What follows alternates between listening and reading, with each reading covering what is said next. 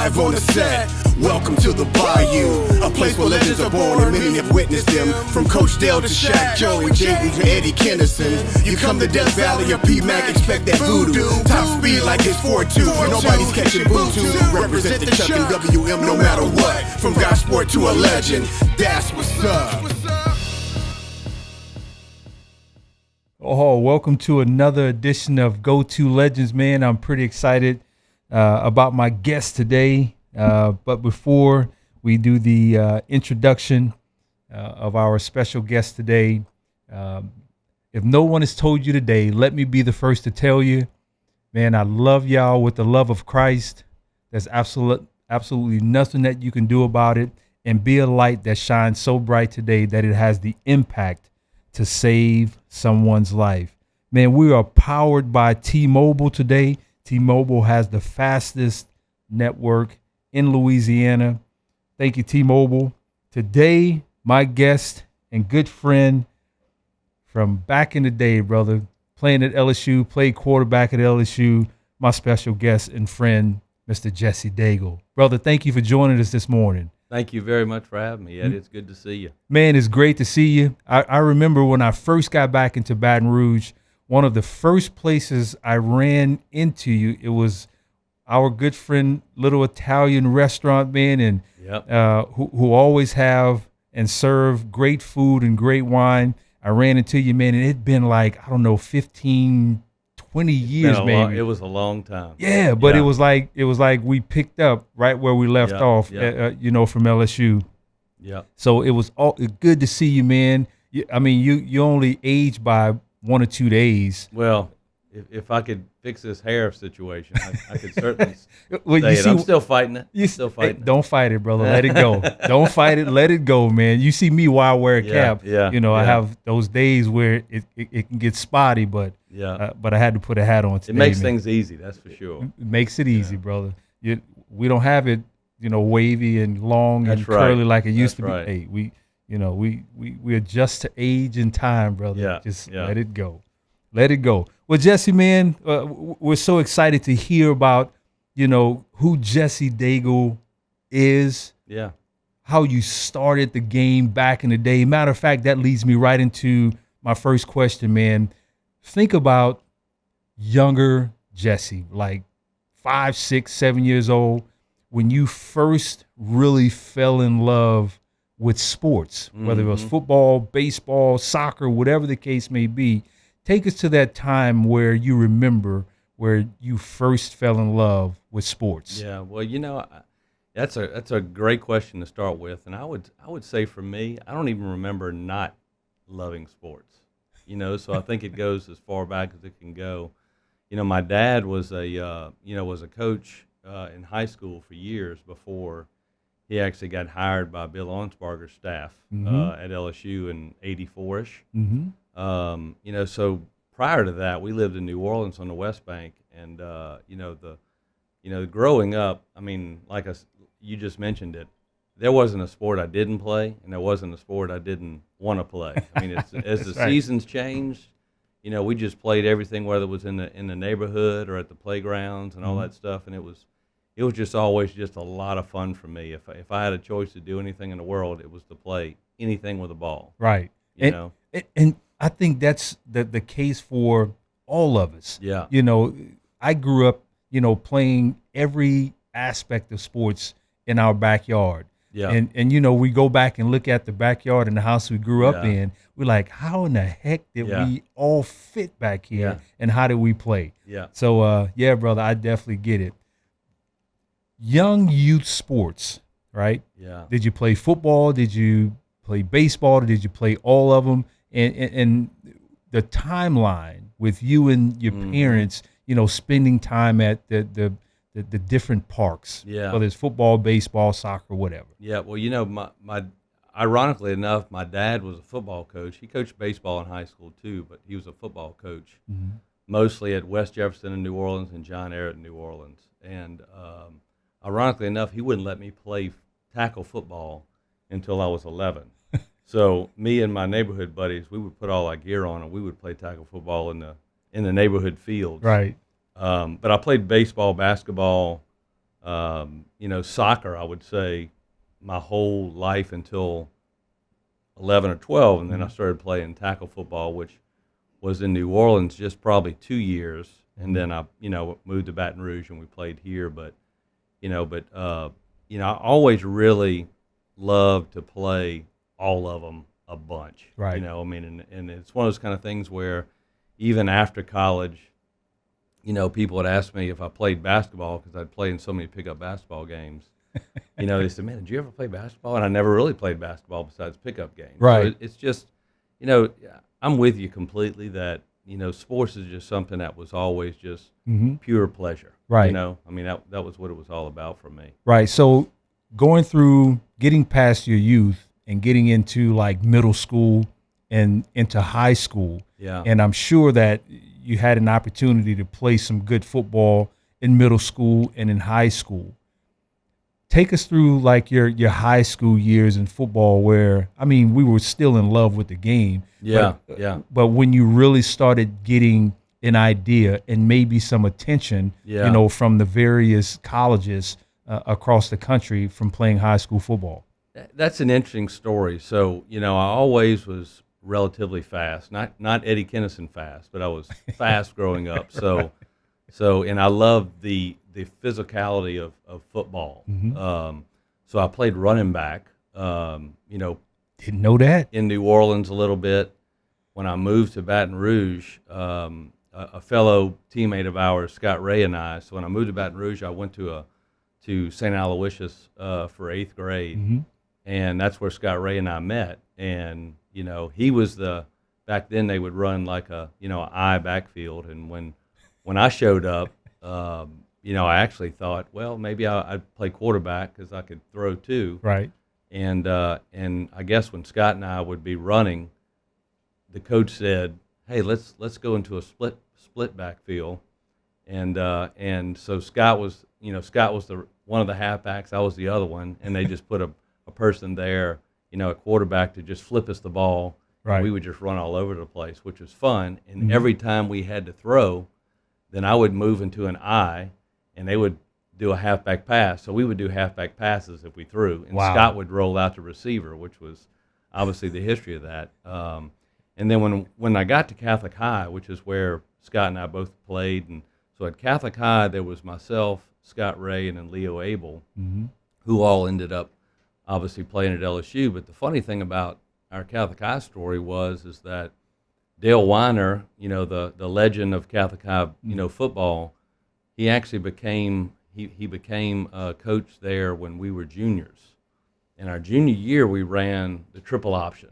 So, I might have threw the ball 2 to 5 times a game, maybe. It was a true triple option. Right.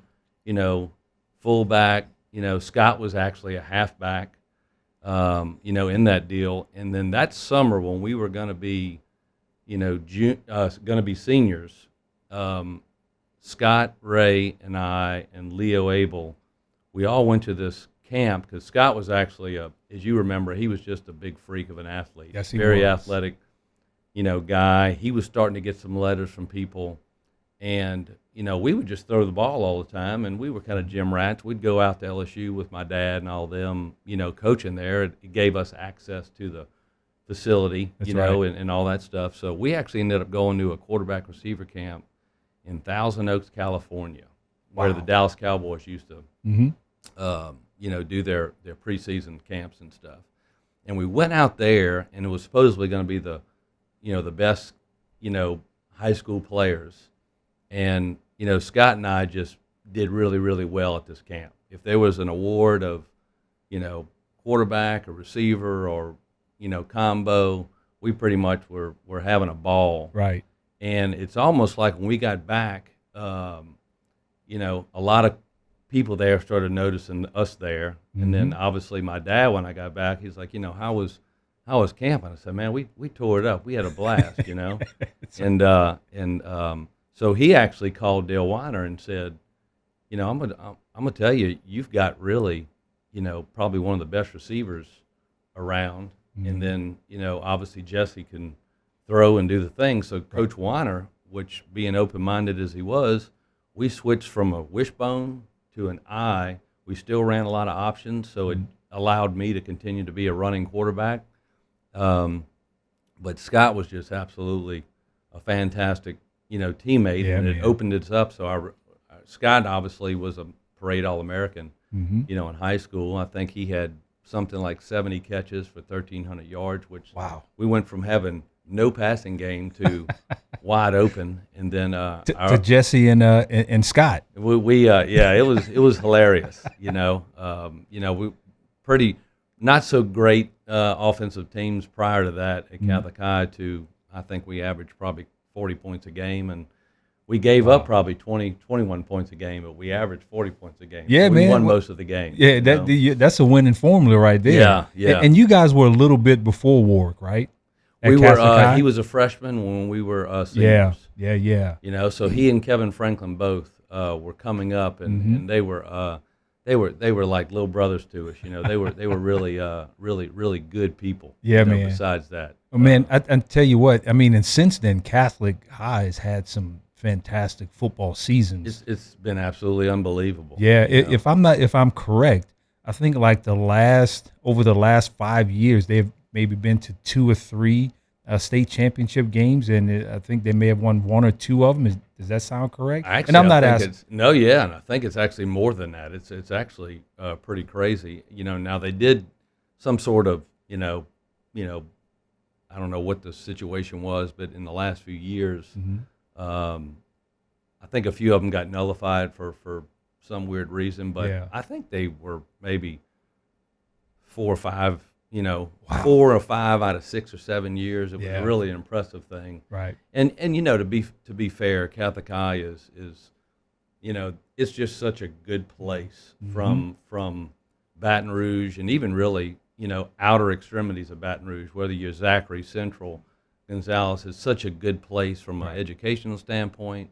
They tend to have pretty good coaches there. Right. They obviously, as we all know, even with colleges, it's better to go to an LSU than it is to go to maybe not as good a school, from an athletic standpoint, because you want to be seen. That's right.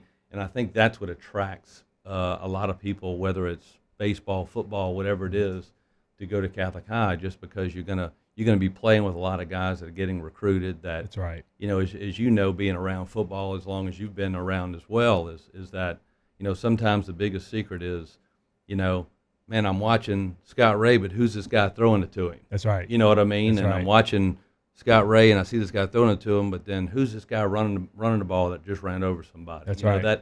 That helps a lot. Yeah. And a lot of times you can understand when people, send their kids, and Catholic High has just been a huge attraction for a lot of students, much less student athletes, for sure. Yeah, man. Well, I mean, even when I was in high school, I remember hearing about Catholic High. So always been a great staple school in Baton Rouge. So you and Scott and the Catholic High, back in your day, you guys are, averaging 41 points a game. At what point in your career in high school did letters start coming in, or you start getting some attention from universities? Yeah. And tell me about that experience when you start receiving letters and starting to have to make decisions on what schools you're going to potentially visit, or you've already made your mind up that LSU is going to be the school. Take us through that process. Yeah. Yeah. That's a great question, and I actually was better at baseball throughout high school from an early age. And, recruiting then was different than it is now. I mean, right. Obviously they know who people are, and people are earmarked, for that level of a player before. So for me, living close to campus and living in Baton Rouge, I actually, was all-state in baseball sophomore, junior, and senior year. Mm-hmm. So baseball was where I really got a lot of attention. Right. And, as a lot of people know, I think today's games with being in the shotgun and more of a wide open, quick kind of the Johnny Manziel kind of offenses that have just flourished over the last handful of years, that would have probably been probably better for a person like me. Right. I wasn't that tall, obviously. Mm-hmm. It's funny how linemen, as are way bigger than they were when we played, That's right. and quarterbacks are smaller than they were.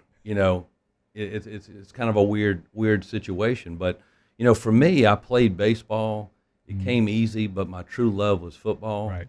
And there was another player from Baton Rouge that I kind of idolized a little bit. He was a couple years older than me. Was Bucky Richardson. He played at A&M, and he and I used to work out together, and we played baseball together. Because again, when I was younger, in high school, I would play on the all-star teams in the summers and stuff like that. So, I always thought baseball is probably gonna be my thing, but I love playing football. And then that senior year, when Scott and I kind of lit it up, I always would say that, Scott's probably as responsible for me being a college player. It's not that I couldn't throw or I couldn't do whatever I did. It's just I wasn't in the right, situation to flourish, and then I wasn't a huge person. Right. You know what I mean? So it was one of those things where I needed to be in an offense or be on a team that could actually do what we did. So about halfway through our senior year, in that summer I started getting letters.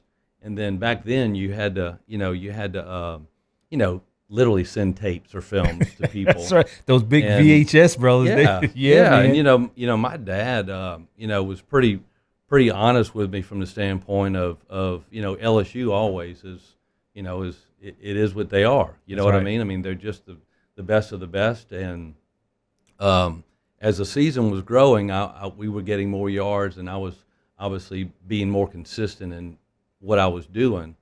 In the last few games of the year, they were the biggest games, and they were the games that I played the best in. And we started really to be able to shine as an offense, as a team, and then the measurables besides height was I could run. My arm was always. You were the first person I had that I was telling somebody when I was coming to do this with you. I said, man, I always never stressed about somebody outrunning a throw. I didn't have the strongest arm on the team, but I was definitely one of the most. Right. And I had to wing it to get it to you. So it was just one of those things where that senior year was pretty significant for me. Unfortunately, that's the way it was back then. Right. I don't think you could become an LSU quarterback if you're not really good as a junior nowadays. That's right. Really, probably as a sophomore. Yeah. So the way things were back then, it just allowed me to play well. And then I was a young person. I was a June birthday. So, I was 17. Nowadays a lot of players are a lot older. Right. As juniors and seniors. So that makes a difference too. But it was just one of those things. And I always thought I would go to, so baseball was a big thing. Coach Burtman and all of them were great, and they would, always talk to me, and he and Beetle Bailey and all those guys were there. And then Mississippi State was more of a running. You remember they ran the wishbone. They ran the option a lot at Mississippi State. That's right. And then Ron Polk, who was their baseball coach there, I talked to them a lot, and I always aspired playing both sports in college. So when I was going through that year, I always just thought I would go to somewhere like that, a running team, an option team, go to a baseball school. So probably Mississippi State, was probably the school that I was thinking that I would probably go to the most if it was going to be a big school. Right. And my dad kind of sat me down and he said, "Hey, you could either be you could be a big fish in a small pond, or you can just be a fish in a pond. Right. And it's up to you." And I always thought the decision would be, do you want to just play baseball at LSU, or do you want to go play football or both at another school? And after my last couple of games in high school football, I played well enough where Coach Archer and Coach Zombrecker actually, my dad always kind of, I think, was trying to talking them off of it, of, hey, he's my son, don't worry about that. And they thankfully finally said, no, we need to get him in here. Oh, and awesome. So it was fun. And so for me, unfortunately, as soon as LSU offered me, which is probably a week or so after that, my last playoff game, I just pretty much took my name out of the hat. If people called, I said, "Look, you can call, but man, I'm staying home. I'm not going anywhere." Wow. And a lot of us, so you didn't go to any other visit. You knew a week after, as soon as Coach Archer and those guys, they offered you. Yeah. LSU was it. Yeah. No question. Like that summer prior, after that California camp, I went to Louisiana schools like Louisiana Tech and ULM back then. I went to Mississippi State a few times. But those are all unofficial. Yeah. Right? Yeah. Yeah. Just go and visit campus just like a normal college student. And literally, Scott, Leo, and I, which we all three, were fortunate enough to get a scholarship to go to LSU. We all pretty much said, we're out. We're out. Yeah. Hey, we're brother. done. Hey, when you know, right? You know. You don't need to go any other place. But all right. So after that senior year, you get asked by Coach Archer and the staff to be an LSU athlete. You come on campus.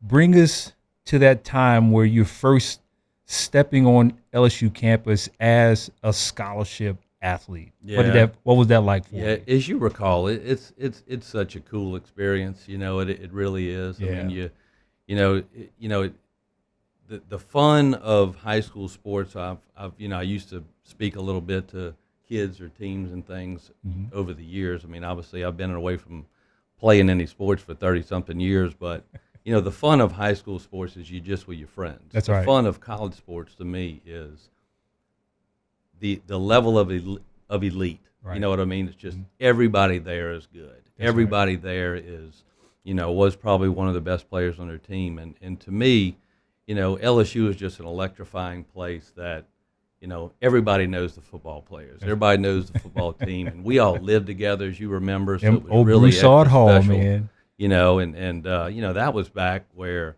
the baseball teams are great. The football teams weren't as good as we wanted them to be. But my first year was when Hodson was up for Heisman. So it was, it was really one of those fun times where you kind of see the football world as it was. Shaq and Chris Jackson, all of them lived in the dorms. Right.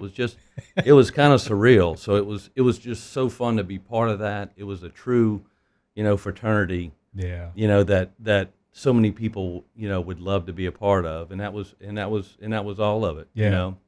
Football to me was really fun because the being able to play with people that were so talented, to me was a lot of fun. And you may remember a name, Rivero Swan. He ended up having a little bit of a back situation where he had to retire earlier. But I never forget in high school, if I decided to leave the pocket, I really wasn't worried about somebody catching me, That's and right.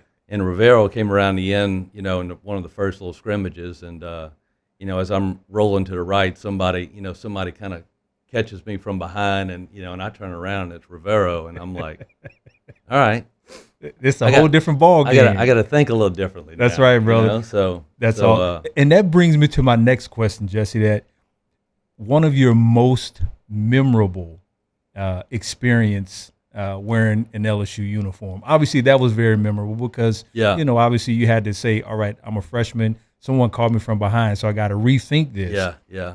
Give us something that really, really stood out. Maybe it wasn't on the field, or maybe it was in the locker room. And be careful, right? Because we don't want to share everything that happened in the locker room. Right. Just some fun stuff that can be shared. But one of your most memorable moments in a Tiger uniform. It's I've had a few, but one that just has stuck with me forever and ever and ever is you just got to be humble in the moment, and understand that things aren't always going to be easy. Things aren't going to be given to you. Things are going to be. So we're playing Alabama in Tiger Stadium. And look at that shot, bro. There we go. That's at A&M. That was my first start. Yeah. And it was so hot there, too. Remember, they used to have a turf field. Oh, that turf field was awful. Oh, my gosh. Oh, it was awful.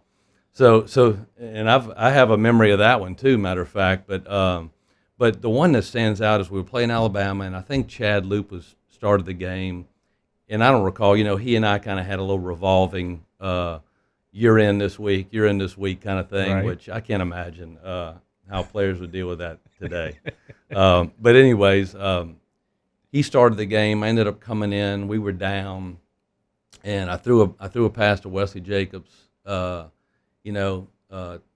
we ended up, cutting the score closer. Mm-hmm. And then so man, the crowd was going nuts. I mean, it was just so fun. It was a play action pass, threw it over the middle. Wesley kind of went around in, dove the end zone. It was kind of an exciting play.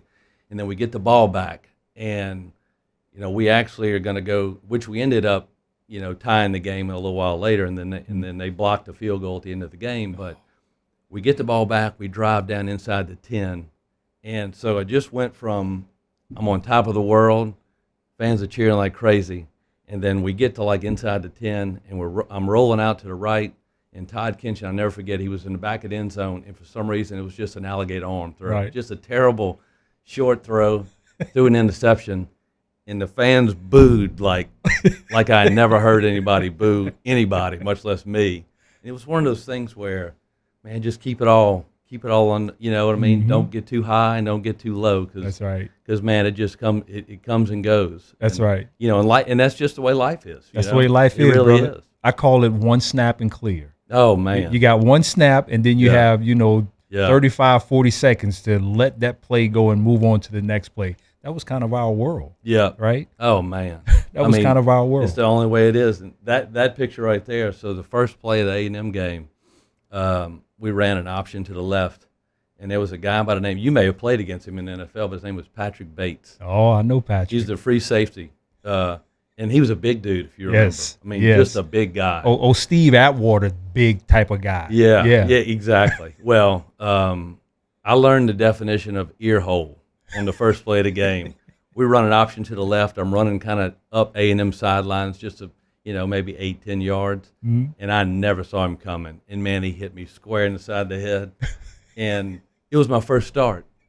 And concussion protocol back then isn't what it is today, right? It's not right. So I literally throw up through my face mask. Oh. I go back to the huddle. I can't really, everything's blinking, it's blurry, and I am not coming out. I wasn't coming out, and I didn't come out. We ended up, Bucky Richardson, actually, that buddy of mine, he had a terrific game. They beat us pretty good, but I threw my first touchdown pass, and of all people, it was to Darrell Williams on a flat route. Wow. Into the end zone. That is insane, brother. Yeah. Wow. Yeah. Wow. You can't get any better than that, right? Oh, my God. It was probably nerves. It was, the shot in the side of the head. Oh, the my concussion. Bro, it doesn't get any better than that. No, it was interesting. We may need to find the tape on that, because I know it's somewhere. I know it may be on one of them little floppy disks or something. I don't know where it is, but we may need to find that, so you can show your kids. There's no floppy disk on that kind of stuff.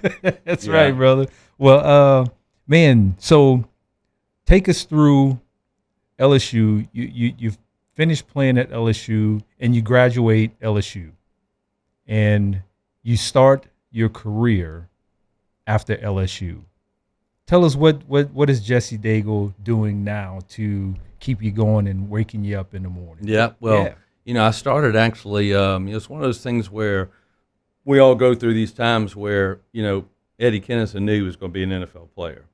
When I was there, right when I got there, I never thought of anything but playing ball. Mm-hmm. And as I kind of went through college and didn't have, I'm going to say the college success that a lot of people have to propel them into professional sports or whatever it would be, I just started figuring out I need to figure out what else I'm going to do. And after a couple years of college of just kind of going through the motion, like most student athletes do, you go to practice, you get in that deal. I was in business school at LSU, and I started, just trying to figure out what I was going to do after. And long story short, I started with wealth management, asset management, which is what I've done today. Mm-hmm. I'm one of the owners and the partners of Altus Wealth Management that we've been around, so Mickey Guidry, who was a ex-LSU player, he and Tommy Hodson played. Mickey played right before I got there. Mm-hmm. Mickey was working with McMakin Financial at the time, Wally McMakin, who's an old LSU baseball player, pretty well known in the baseball world, because he had a lot to do with hiring Skip, of all people. Mm-hmm. So great. I got in touch with I got in touch with Wally, and I ended up starting work with Wally, and then in '98, Mickey and I broke off from there, and we opened up our own firm at the time. And then lo and behold, you come all the way full circle. In 2012, Wally and Ronnie Brown and all of Wally's people and Mickey Guidry and I and our partners, we all merged together and we formed Altus, which is a very large local private investing firm. So Altus Wealth Management is where I am now, and it's been a lot of fun. And it's funny how you blink your eyes and you go from 30 to 50. I'm 52. I'm almost 53, and you start thinking about how do we propel this. So we've gotten some newer people involved in our firm as well, some younger guys that are going to be the next wave, hopefully. Right. And one of them I mentioned to you maybe before the show is Clay Moffitt, Tommy Moffitt's son. Right. Has been working with us for the last couple of years and is doing a really good job. And, That's awesome. It's been a lot of fun. Yeah. It's been a lot of fun. It's a business that is very fitting for I think being an ex-athlete that had to work Sure. to get everything you got. Right. You know what I mean? Absolutely. And so that's what attracted me to that world. And I've been married for 28 years. I was going to ask. That was going to be my next question, brother. Yeah. I've been married to 28 years. Laura, my wife, she was from Jackson, Mississippi, and I never let her leave Louisiana once I met her. And then we have two kids. We have our oldest is a son. He's actually at LSU Med School in New Orleans. Mm-hmm. So hopefully he's going to be fixing years of my shoulders and knees when we can't walk anymore. Yeah, brother, tell him to hurry up. That's right. So he's in med school doing great, and then our daughter Jolie, she goes to TCU. She's in business at TCU, so she's doing great too. She's enjoying living in Dallas Fort Worth area. So. That's awesome, brother. Yeah, and that was and I'm going to have to assume that your wife and the two kids, that's your why. Oh man, 100%. Let us know or explain the time that you saw your now wife. Mm-hmm. I'm gonna back you up a little bit. Yeah, your now wife. How did y'all meet, and how did that conversation and dating period go, leading up to you asking her to marry you? Yeah, well, I'm gonna try to keep it short as I can, but you're gonna love this. So Mike Hewitt. You remember Big Mike Hewitt? I remember Big Mike. So he and I were classmates, and one morning he says, "Man, you want to go see a pretty girl in the quad?" Right. And I said, and I just finished I had an ankle treatment, I think, or something. I said, "Yeah, I'll go walk with you." I mean, how weird would that be, Right. So all of a sudden, Laura, who is now my wife, comes walking through, and just a very pretty young lady at the time, and so I started asking some guys that were in fraternities that are buddies of mine, who she was, and right. Long story short, we got a chance to meet, and I asked her out, and there's a little bit of a long story behind it, but truth be told, we never not dated from then on. Wow. So that was when 1991, I want to say, the summer of '91 or somewhere around there. It's just one of those things where I almost felt I knew it. Leo Abel and I were roommates, and I told him, the night that actually I met her, I said, "Man, I think I just met my wife." And of course, as you know, the dorm was a place of a bunch of fun and a bunch of clowning around. Right. And he's like, "Oh, that's silly." Well, it ended up happening. So I could honestly say that I kind of knew it from the first time I saw her. Oh, that's awesome. I was just lucky enough that she hung around and said yes. So, well, she probably knew as well. Yeah. Because you're a good-looking guy, right? And the conversation, brother, and even then, even to this day, man, you're really consistent with who you are as a guy, right? Yeah. And she probably saw that and noticed that immediately. So kudos to her. Yeah. And kudos to you as well. And now you guys have two beautiful kids that are off about to be young adults going into the real world themselves, man.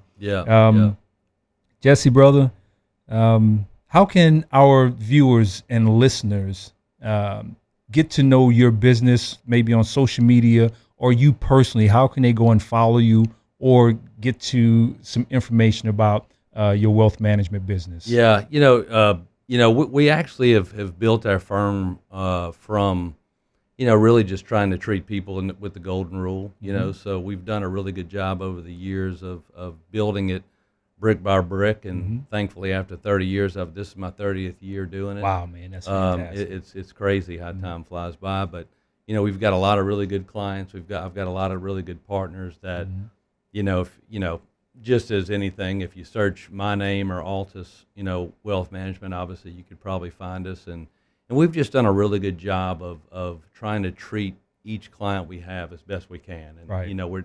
We're certainly not perfect, but we try to be as perfect as we can, and just look at people in the face and say, hey, what can I do to help? How can I help you move forward. And you know, I've just been lucky to have a lot of good people around me too. We've got a wonderful staff, you know, that I work with, you know, in our office. We've got probably 20 plus people that are with us, and we've been really fortunate and blessed to be able to work with a lot of really good clients over the years. No, that's awesome, brother. Yeah. And you personally, any social media, any of our listeners or viewers, they can find you on social media, see what Jesse Daigle is doing and your everyday living. My daughter, I tried to post one time something about my wife, like on her birthday or something like that, and Jolie, my daughter, said, "Dad, you don't need to be doing that."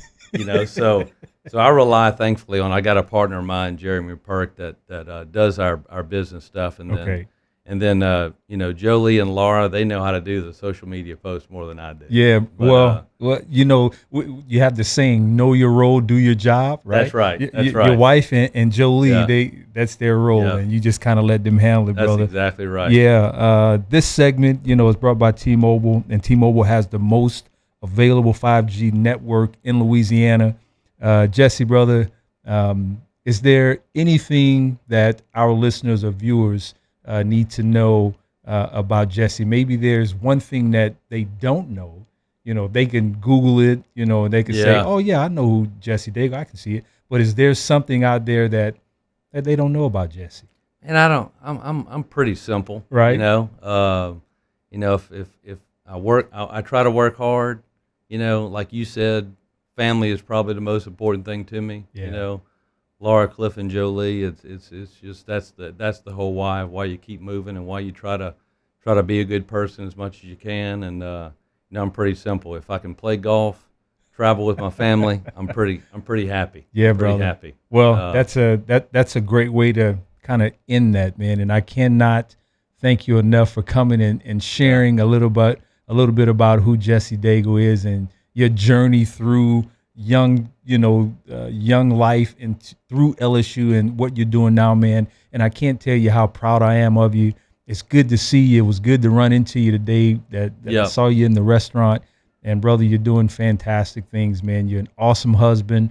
You're an awesome father, and you're an awesome friend. And I can't thank you enough for spending, you know, this morning with me. And so our friends and viewers and listeners and LSU fans get to dive in and hear about Jesse Daigle. Back at you, my friend. I really love seeing you. Have lots of great memories, and sounds like me and you and maybe Corey Raymond and Big Bo, we need to go see Gino one night. That's right. We'll go see Gino, and I will definitely have Bo and Corey on the show sometime soon. But that's my awesome. Friend, thank you very much for joining us. And I'll end it with this, that if no one has told you today, let me be the first to tell you, I love you with the love of Christ, brother. There's absolutely nothing that you can do about it, and be a light that shines so bright today that it has the impact to save someone's life. Until next time, we'll see you. Peace out. See y'all. Geaux2Legends fans, we ask that you subscribe, like, share, tell everybody who's an LSU fan, your uncle, your mom, your dad, your cousin, sister, everybody. Share this with them, have them do the same, and I promise you, y'all won't regret being a part of the Geaux2Legends podcast. The struggle, the hustle, the blood, the sweat, the tears from the L's you took, don't forget. Survival of the fittest, the cheers, the rings and bucks, now legendary status, that's what's up. The struggle, the hustle, the blood, the sweat, the tears from the L's you took, don't forget. Survival of the fittest, the cheers, the rings and bucks, now legendary status, that's what's up.